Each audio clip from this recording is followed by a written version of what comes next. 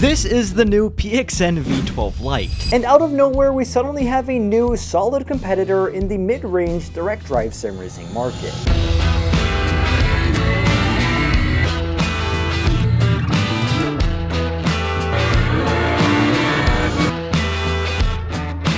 Up against the likes of the Moza R5 and Fanatec CSL-DD, the PXN V12 Lite is a 6mm direct drive wheelbase that comes bundled along with a unique looking steering wheel and a set of pedals. Competitively priced and featuring PC, PlayStation, and Xbox compatibility, PXN is not here to play around, and so I'm here to tell you if it's really any good. So in this review, I'll be going over all the good, the bad, and whether I think this stands any chance with the current competition. Sent over to me by PXN for review, the V12 Lite comes bundled with a table clamp, a set of pedals, a steering wheel, and the wheelbase. So in order to keep everything organized, let's start by going over the pedals, followed by the wheel rim, and ending off with the star of the show, the direct drive wheelbase itself. Looking for great deals on sim racing hardware? Make sure to check out simspots.com, where all of the best deals on sim racing, PC, and gaming peripherals are posted daily. Literally, the site is completely free to use, free of ads, and just lets you know of discounted sim racing hardware for you to save some cash. Get into sim racing or upgrade your gear today at simspots.com.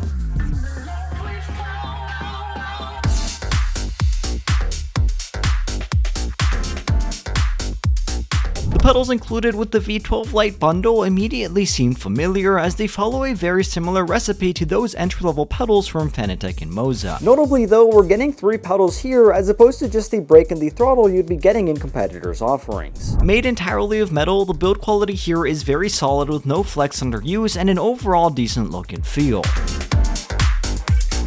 The design, albeit a little corny, is also functional with decent adjustability in terms of angle, height, and left to right adjustment. Furthermore, the pedals can connect directly to the wheelbase itself, or they can also be connected independently to PC via USB. In terms of the pedals' performance, it shouldn't come as a shock that they're not load cells, but all 3 pedals do use Hall effect sensors to provide accurate and reliable signals. And now, taking them out on track, there is both good and bad to uncover.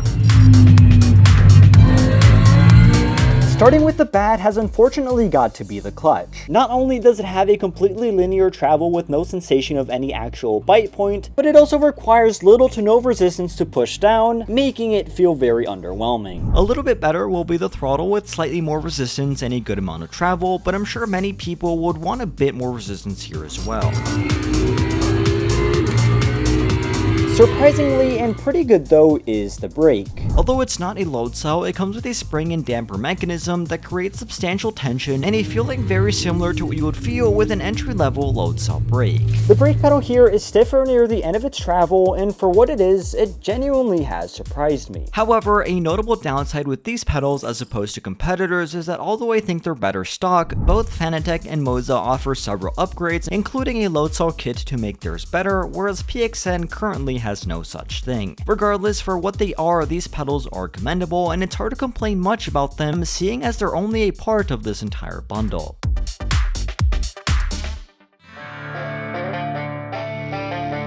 Moving on to the PXN V12 Lite steering wheel, you immediately notice the unique and surely controversial design of this wheel. I personally wish this wheel focused on a more realistic look without the futuristic design choices, but that's really just preference. Overall, whether you like how it looks or not, the wheel rim is fairly decent. At 280mm in diameter, it's comparable to the competition, not too small or big, and ergonomically it fits well in my hands with everything at comfortable reach. The D-shaped wheel rim is wrapped in a synthetic leather material with red stitching to make it pop. Flex is felt on the outer portions of the rim when applying pressure there, but realistically on track it wasn't noticeable or either a problem. On the faceplate of this wheel, you notice 12 individual buttons, a multi-directional joystick, and 2 rotary encoders which could use a bit more work. The buttons I felt had a very muted feel, and I also don't like how they came pre-labeled, but they ultimately do the job. Similarly, the encoders could use a bit more resistance, but again, they do the job.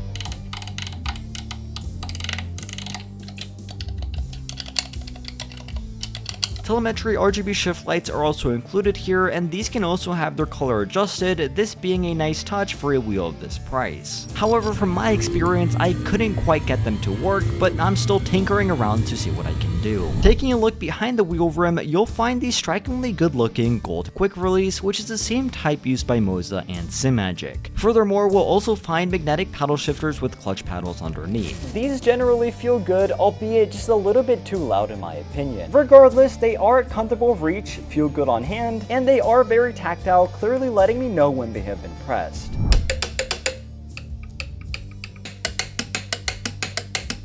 Altogether, this wheel provided a good on-track experience with ample functionality, a comfortable wheel rim, and a proven and reliable quick release system. So, similar to what I said with the pedals, I think it's a solid product considering the price, and I even find it better than something like the comparable Moza ES wheel. So, overall, the V12 Lite steering wheel, similar to the pedals, is on par. But now the wheelbase, can that also deliver?